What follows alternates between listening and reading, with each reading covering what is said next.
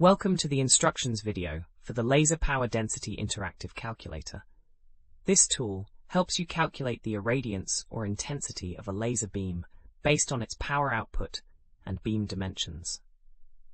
Whether you're working with industrial lasers or research applications, this calculator makes power density calculations quick and easy. To use this calculator, you'll need to enter your laser specifications.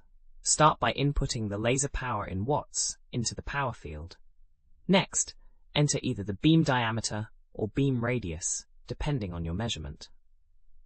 The calculator supports different beam profiles, including Gaussian beams. For our example, let's enter a laser power of 50 watts and a beam diameter of 1 millimeter. Once you've entered these values, click the Calculate button. The calculator will display your power density result in watts per square centimeter.